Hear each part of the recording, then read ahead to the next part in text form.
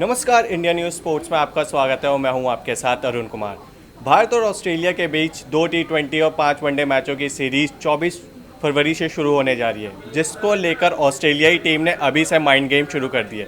जी हाँ, आज हम इसी विषय पर बात करेंगे हमारे स्पोर्ट्स एक्सपर्ट मनोज जोशी जी और मेरे सहयोगी प्रशांत के साथ। तो मनोज सर, जैसे मैथ्यू हेडन ने भारत और ऑस्ट्रेलिया के बीच टी20 और वनडे सीरीज़ को लेकर के पहले से ही कह दिया है कि जो हार्दिक पांड्या और मार्कस स्टोइनिस को लेकर के उन्होंने बोला है कि मार्कस स्टोइनिस हार्दिक पांड्या से बेहतर प्लेयर है। तो ऐसे में आप क्या देखते हैं कि क्या ये सही बात है? देखिए, उनका जो आधार है ना पूरे बातचीत का, वो कुल मिलाकर बिग बैश लीग के प्रदर्शन पर केंद्रित है। क्योंकि बिग बैश लीग अभी ख़त्म हुई है, जिसमें उन्होंने 2 बार 3 हाफ सेंचुरीज लगाई हैं, 2 बार 40 प्लस का स्कोर बनाया है, एक बार 4 ओवर में 4 विकेट लिए हैं, 3 विकेट उन्होंने 2 बार लिए हैं। आईपीएल में वो आए थे 2016 में किंग्स 11 पंजाब के लिए, उन्होंने बहुत अच्छा प्रदर्शन किया था। तो ये प्रदर्शन जो है अपनी जगह मायने रखता है। मैं ये नहीं कि इनको खारिज नहीं कर रहा हूँ मैं, लेकिन एक संपूर्णता अगर देखी जाएगी क्रिकेट की, अगर आप देखेंगे एज ए वनडे का प्लेयर या एज ए टेस्ट प्लेयर या एज ए टी20 का प्लेयर, तो वहाँ हार्दिक पांड्या के सामने वो नहीं टिकते, क्योंकि हार्दिक पांड्या कंप्लीट प्लेयर हैं, टेस्ट भी खेलते हैं, वनडे भी खेलते हैं, टी20 भी खेलते हैं। लेकिन स्टोइनिस जो है टेस्ट नहीं खेलते, वनडे खेलते हैं। वनडे में बल्लेबाज अगर उनका औसत बल्लेबाजी का बेहतर है वनडे क्रिकेट में, तो शायद इस वजह से बेहतर है कि वो नंबर 5 पे बल्लेबाजी करने आते हैं। बल्लेबाजी, अब आप हार्दिक पांड्या को देखिए, अब वो 7वें नंबर पे बल्लेबाजी करते हैं। पिछले 8 मैचों में देखेंगे तो 4 में तो उनकी बैटिंग ही नहीं आई। तो फिर कैसे उनका बैटिंग का औसत सुधरेगा? तो बॉलिंग, कुल मिलाकर मैं कहूँगा, अगर शॉर्टर वर्जन की क्रिकेट की बात करें, अगर हम उनकी बॉलिंग की बात करें, तो औसत के लिहाज से, इकोनॉमी के लिहाज से, हर लिहाज से, और स्ट्राइक रेट के लिहाज से, बल्लेबाजी की स्ट्राइक रेट के लिहाज से हार्दिक पांड्या उनसे बेहतर विकल्प है। जी प्रशांत, आप क्या कहना चाहेंगे इस विषय? देखिए, ऑस्ट्रेलिया की ये कोई पुरानी आदत नहीं है माइंड गेम खेलना, ये उनकी आदत है शायद, लेकिन वो भूल गए कि किस तरह से हम ऑस्ट्रेलिया को ऑस्ट्रेलिया में हरा के आए हैं। जहाँ तक सर ने स्टोइनिस की बात करी, तो स्टोइनिस ने 24 वनडे मैचेस खेले हैं, उससे ज़्यादा कहीं हार्दिक पांड्या ने खेले। और देखिए, मैदान पे चाहे बाहर कुछ भी कंट्रोवर्सी रहे हो हार्दिक पांड्या की, लेकिन जब मैदान पे आते हैं तो वो एक अलग खिलाड़ी के रूप में आते हैं। और अगर आप भारत में खेल रहे हैं, और भारत में देखिए, भारत में खेलने का एक अलग मज़ा है, क्योंकि आपको भारतीय सपोर्टर्स आपके सपोर्ट में होते हैं। ऑस्ट्रेलियन टीम, मेरे हिसाब से सर ये मानना है कि ऑस्ट्रेलियन टीम वो टीम नहीं रही जो इतने वर्ल्ड कप अपने नाम कर रही थी। ऑस्ट्रेलियन टीम अगर अपने खुद के घर में जीतने के लिए इतना परेशान हो रही है, तो फिर इंडिया में तो क्या हाल होगा। सबको पता है कि हमारे बल्लेबाज, जैसे हम न्यूजीलैंड में प्रदर्शन कर गए, आखिरी सीरीज़ ज़रूर हारे, लेकिन वो मनोबल तोड़ने वाला नहीं है, क्योंकि वर्ल्ड कप अब पास आ रहा है, हम पूरी तरह से तैयार हैं। तो कहीं ना कहीं मैथ्यू हेडन का ये जो बयान है, बौखलाहट वाला बयान है। एक तरफ तो वो बोलते हैं कि मार्क स्टोइनिस से अच्छे हैं हार्दिक पांड्या, दूसरी तरफ वो बोलते हैं कि विराट कोहली के सामने परेशानी होगी। तो देखिए, बड़ा तोल मोल के बोल रही हैं कि चलो अच्छा, हमने इंडिया की भी अच्छाई बता दी और ऑस्ट्रेलिया की भी अच्छाई बता दी, लेकिन अब जो होना है वो तो 24 तारीख से विशाखापट्टनम में जो पहला टी20 उसमें पता चलेगा। और अगर वैसे भी मनस्थिति की भी बात करेंगे आप दोनों की, तो आपको अंतर बहुत ज़्यादा साफ दिखाई देगा। जब भारतीय टीम गई थी ऑस्ट्रेलिया, तो ऑस्ट्रेलियाई जो टीम मैनेजमेंट था या ऑस्ट्रेलिया जो मीडिया था, वो चर्चा इस बात को लेकर करता था कि कैसे हम भारत को रोकें। वो उनका डिफेंसिव अप्रोच शुरू से ही, सीरीज शुरू होने से पहले ही दिखाई देने लग गई थी। देखिए सर, वैसे बात ये भी आपने एकदम सही बोली, सीरीज शुरू, क्योंकि देखिए, जब ऑस्ट्रेलिया जो टीम है उसके अगर कुछ पुराने इंसिडेंट्स देखें, तो चाहे वो फिर बॉल टेम्परिंग वाला हो, डेविड वार्नर, स्टीव स्मिथ वाला, तो उसने कमर तोड़ के रख दी थी एक तरीके से। क्योंकि अगर ग्राउंड के अंदर आप कुछ ऐसा करते हैं कि कप्तान ने उन्हें बोलता कि मुझे पता था कि क्या हो रहा था, तो वो एक मेंटल प्रेशर बन जाता है आप पे। मीडिया इतना पीछे पड़ गया था ऑस्ट्रेलिया के, तो कहीं ना कहीं टीम दबाव में थी। जो उनके नए कप्तान थे वो कप्तानी सही से नहीं कर पा रहे थे, इसलिए वो भारत के खिलाफ आ रहे। कमबैक उन्होंने टेस्ट मैच में भी किया, वनडे में भी कोशिश करी, लेकिन नहीं कर पाए, क्योंकि कप्तान विराट कोहली ने इतनी शानदार कप्तानी करी।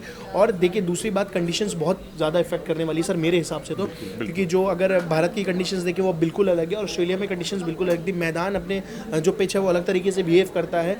अब देखना ये होगा कि सपोर्ट किसको करेगा, लेकिन मैथ्यू हेडन का जो बयान है, ये मुझे तो कहीं ना कहीं गलत लग रहा है, और ऐसा लग रहा है वो उलझे हुए दिमाग से ये अपना बयान दे रहे हैं। जी, जैसे सर अभी ये तो बात हुई कि हार्दिक पांड्या और मार्कस स्टोइनिस की, मैथ्यू हेडन ने एक और बयान दिया है। उन्होंने शिखर धवन को लेकर के बोला है कि पैट कमिंस जब उनके सामने आएंगे तो शिखर धवन को काफ़ी परेशानियों का सामना करना पड़ेगा। और ये ऑस्ट्रेलिया में भी देखा गया कि वो बाउंसी विकेट पर पे शिखर धवन सही से नहीं खेल पा रहे थे। तो क्या इंडिया में भी वही फॉर्म रहेगा उनका? देखिए, मुझे तो लगता है कि शिखर धवन जो है, जो उनकी ताकत है, कई बार वही उनकी कमजोरी बन जाती है। वो कवर ड्राइव लगाने में बेहतरीन है, लेकिन कवर ड्राइव पर ही वो फंसते भी हैं, अक्सर ऐसा देखा गया है।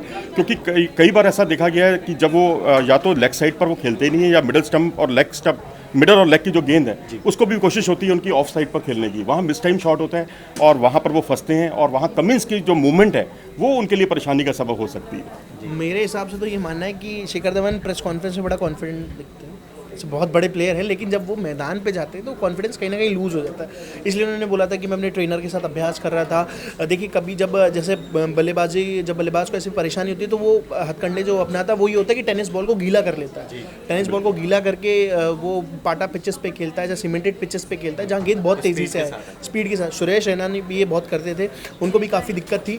तो जब ये बोलते हैं कि शिखर धवन की मैं अपनी परेशानी से उभर रहा हूँ, लेकिन वो मैदान पर दिखता नहीं है। और से पहले भी हमने उनकी तस्वीरें देखी थी, वो सर ग्रीन टेनिस बॉल से प्रैक्टिस कर रहे थे, तो उन्होंने बोला कि मैं इससे उभर जाऊंगा, लेकिन कहीं दिखा नहीं। वो पारी खेलते हैं, अच्छी पारी खेलते हैं, लेकिन वो 2 अच्छी पारी खेलने के बाद 5 उनकी ऐसी पारी होती है वो शांत होती है। और शायद यही वजह है कि उन्होंने टेस्ट क्रिकेट में अपनी जगह भी गंवाई, जगह भी गंवाई। तो इसलिए इसलिए तो उन्होंने बोला था कि मुझे जितना आराम मिला मैंने अपने ट्रेनर के साथ काम किया, जो मेरे ट्रेनर ने मुझे बोला जहाँ मेरी कमियाँ हैं मैंने उस पर वर्क किया। तो वो वर्क कहीं लगता नज़र नहीं आ रहा है। वर्ल्ड कप पास है और अगर वर्क अभी नहीं हुआ तो फिर बड़ा मुश्किल होगा। बट जैसे विकेट देखा गया कि इंडियन विकेट ज़्यादा बाउंसी नहीं होगी, हाँ ठीक है टर्निंग विकेट होगी, लेकिन ऑस्ट्रेलियन विकेट काफ़ी बाउंसी होती है। तो इस लिहाज से मैं तो एक्सपेक्ट कर रहा हूँ कि शिखर धवन अच्छा परफॉर्म करे, लेकिन क्या विकेट के लिहाज से भी आप कुछ बताएंगे? देखिए सब करते हैं कि शिखर धवन अच्छा परफॉर्म करे, लेकिन शिखर धवन ने खुद ये बात मानी है कि ऑस्ट्रेलियन जो तेज़ गेंदबाज हैं उनकी स्पीड बहुत अलग रहती है हम हमारे गेंदबाजों से या किसी भी और गेंदबाजों से। जहाँ तक भारत की बात है तो देखिए कहीं ना कहीं भारत में भी जो विकेट्स हैं वो मीडियम पेसर्स को सूट करते हैं, और ऑस्ट्रेलियन जो गेंदबाज हैं चाहे वो नए गेंदबाज हो जो भारत का दौरा नहीं करा हो और अब करने जा रहे हो, लेकिन उनको पहले से बताया जाता है कि आप इस पिच पे खेलेंगे तो ये ऐसा बिहेव करेगी। तो ये कोई सरप्राइजिंग नहीं है कि पिच अगर ये वाला होगा तो नहीं होगा, कुछ भी हो सकता है। क्रिकेट अनिश्चितताओं का खेल है सर, बहुत अच्छी तरह से मैं तो मुझे तो ये लगता है जी कि कुल मिलाकर जो है वर्ल्ड कप से पहले जो ये 5 मैच कुल मिलाकर जो T20 और वनडे होंगे ये भारत के लिए बहुत संकट मोचक होंगे। अपनी गलतियों से उभरने का बहुत अच्छा मौका होगा उनके लिए, भारतीय खिलाड़ियों के लिए। और ऑस्ट्रेलिया के जब पैट कमिंस जैसे बॉलर हैं, क्योंकि उन्होंने भी बहुत एक स्ट्रेटेजी के तहत देखिए जो अच्छे उनके जो बॉलर हैं, मुख्य बॉलर हैं, उनको वो उन्होंने मिचेल स्टार्क को नहीं यहाँ पर भेजा और हेजलवुड यहाँ पर नहीं है। तो ये अपने एक स्ट्रेटेजिक मूव है कि अपने बल्लेबाजों को कैसे उनको अभ्यास कराया जाए। तो मैं समझता हूँ कि पैट कमिंस जैसे गेंदबाज के सामने जिनके पास अच्छी स्पीड है, क्योंकि पीछे देखा है शिखर धवन स्पीड से भी गच्चा खा रहे हैं, क्योंकि न्यूजीलैंड के जो फर्गुसन थे उनके सामने जो अंदर आ रही थी गेंदें उनकी, उस पर वो परेशान हो रहे थे। तो अब बोल्ट हो सर या फर्गुसन हो, बोल्ट हो, जो स्पीड जो है ना वो अब कमिंस की जो अगर स्पीड है, स्पीड के साथ में मूवमेंट है, इसका उनको एक अच्छा होमवर्क करने का मौका मिलेगा वर्ल्ड कप से पहले। और सर मेरा एक ये और मानना है कि मैथ्यू डे ने कल ही बोला था कि जाय रिचर्डसन के सामने कोहली परेशान करेंगे। तो सर मेरे हिसाब से ये भी एक माइंड गेम है, क्योंकि जाय रिचर्डसन ने अच्छा परफॉर्म किया था और ये एक तरीके से एक मैसेज पहुंचाना होता है कि अच्छा मैथ्यू डे ने ये बोला तो हल्के में ले लेंगे, लेकिन ऐसा होने वाला नहीं है।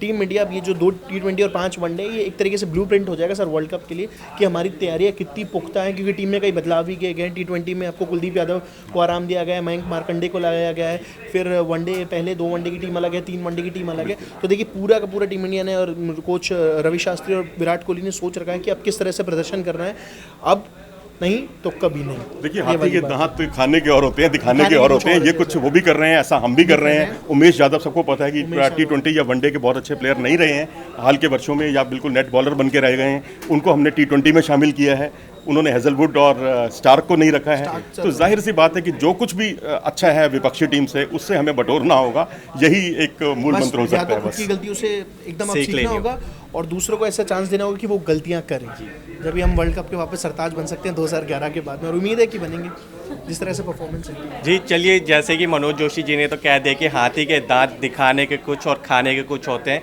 तो देखना होगा कि भारत और ऑस्ट्रेलिया के बीच 2 T20 और 5 वनडे मैचों की सीरीज़ का क्या नतीजा रहेगा। अगर आपको हमारी ये वीडियो पसंद आई हो तो आप हमारी वीडियो का लाइक करें, शेयर करें, साथ ही साथ आप हमारे इंडिया न्यूज़ स्पोर्ट्स के चैनल को सब्सक्राइब करें।